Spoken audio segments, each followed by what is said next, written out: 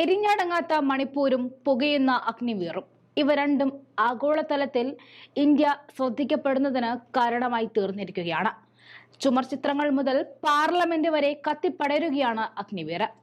കൊറിയയിൽ നിർബന്ധിത സൈന്യം നടപ്പിലാക്കിയപ്പോൾ കുറ്റം പറഞ്ഞിരുന്നവർ സ്വന്തം രാജ്യത്ത് എന്താണ് സംഭവിച്ചുകൊണ്ടിരിക്കുന്നതെന്ന് ശ്രദ്ധിക്കുന്നേയില്ല. അഗ്നിവീറുമായി ബന്ധപ്പെട്ട വിവാദങ്ങൾക്കിടയിൽ കേന്ദ്ര സർക്കാരിനെ ഒരു കാര്യം ബോധിപ്പിക്കുകയാണ്. നിങ്ങൾ തുടങ്ങിവെച്ച അഗ്നിവീർ പദ്ധതിയിൽ പ്രവേശിച്ച സൈനികർക്ക് ജീവൻ നഷ്ടപ്പെട്ട് തുടങ്ങിയിരിക്കുന്നു. ഒരു വർഷം കൊണ്ട് രാജ്യത്ത് മരിച്ചു വീണത് 20 അഗ്നിവീർ സൈനികരാണ്. ഔദ്യോഗിക കണക്കുകൾ പ്രകാരം കരസേനയിലെ 18 സൈനികർ ഉൾപ്പെടെയാണ് മരണപ്പെട്ടിരിക്കുന്നത്. ഇതിൽ കേവലം സൈനിക ഏറ്റുമുട്ടലിനിടയിൽ മരണപ്പെട്ടവർ മാത്രമല്ല, ആത്മഹത്യ ചെയ്തവരും ഉൾപ്പെടുകയാണ്. റിപ്പോർട്ടുകൾ അനുസരിച്ച് IAFലെ സൈനികന്റെ ആത്മഹത്യയാണ് ഏറ്റവും അവസാനമായി രേഖപ്പെടുത്തിയ അഗ്നിവീർ മരണം. അഗ്നിവീരുകളുടെ മരണത്തിൽ ആദ്യത്തേതും ഒരു ആത്മഹത്യ തന്നെയായിരുന്നു. എന്നാൽ വ്യോമസേനയിൽ ആദ്യമായിട്ടാണ് ഇത്തരത്തിൽ ഒരു സംഭവം നടക്കുന്നത്.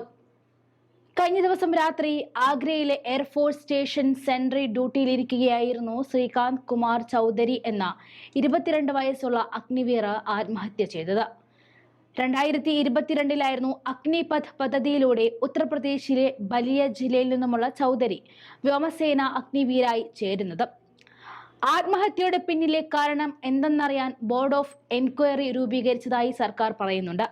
ഈ അന്വേഷണങ്ങൾ നീണ്ടുപോകുന്നതിനിടയിൽ സർക്കാരിനെതിരെയുള്ള വിമർശനങ്ങളും വിവാദങ്ങളും ദിനംപ്രതി ഉയർന്നു വരികയാണ്. 2023 ഒക്ടോബർ 11 ജമ്മുവിൽ മരണപ്പെട്ട Agniveer Amritpal Singh guard of honour നൽകാതിരുന്നത് വലിയ വിവാദങ്ങൾക്ക് കാരണമായി തീർന്നിരുന്നു.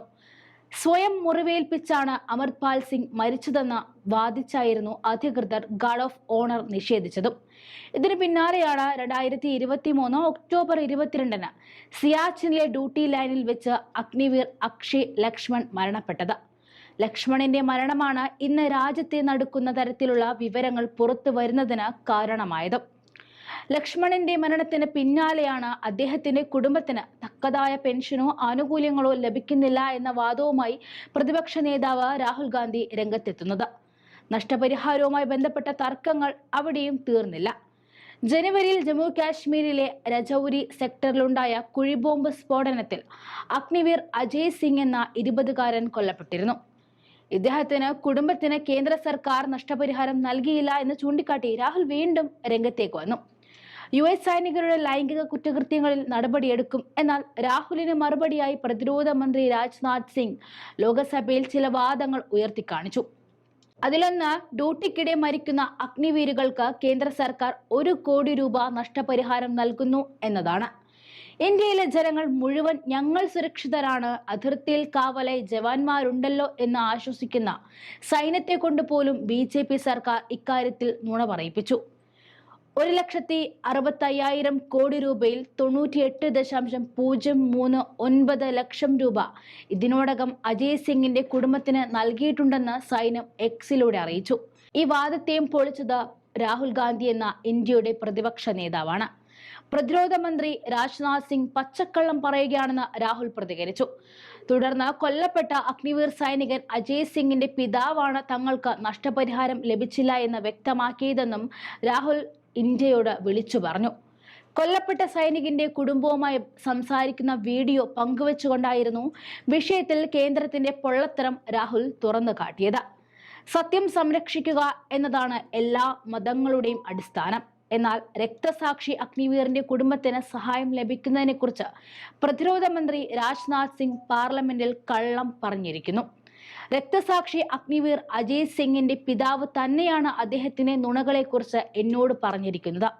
പാർലമെന്റിനോടും രാജ്യത്തോടും സൈന്യത്തോടും രക്തസാക്ഷി അഗ്നിവീർ അജയ് സിംഗ് ജിയുടെ കുടുംബത്തോടും പ്രതിരോധ മന്ത്രി മാപ്പ് പറയണം എന്നായിരുന്നു എക്സിൽ രാഹുൽ കുറിച്ചത്.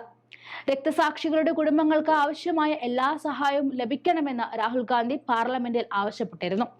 അഗ്നിവീർ റിക്രൂട്ട് നിർത്തുകയും പതിവ് റിക്രൂട്ട്മെന്റ് പുനഃസ്ഥാപിക്കുകയും വേണമെന്നും രാഹുൽ ആവശ്യമുന്നയിച്ചു.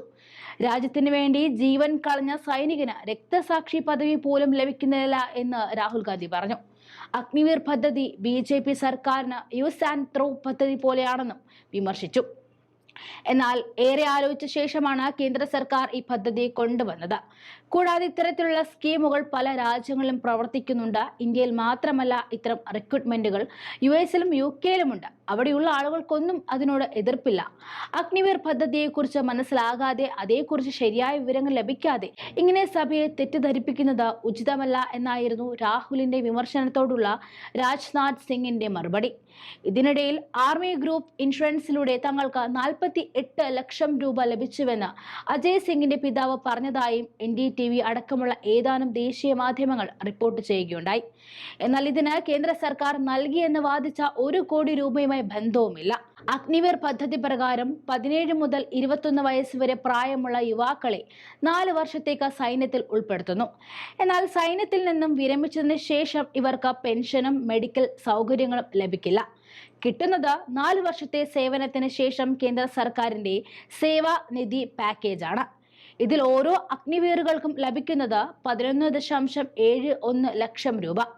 ജീവിതത്തിന്റെ ഒരു നല്ല സമയം രാജ്യത്തെ സേവിച്ചിട്ടും അംഗീകരിക്കപ്പെടാതെ പോകുന്ന തക്കതായ ആനുകൂല്യങ്ങൾ ലഭിക്കാതിരിക്കുന്ന സൈനികരെ രാഹുൽ ഗാന്ധി പറഞ്ഞതുപോലെ കേന്ദ്ര സർക്കാരും അഗ്നി പദ്ധതിയും അപമാനിക്കുകയാണ്.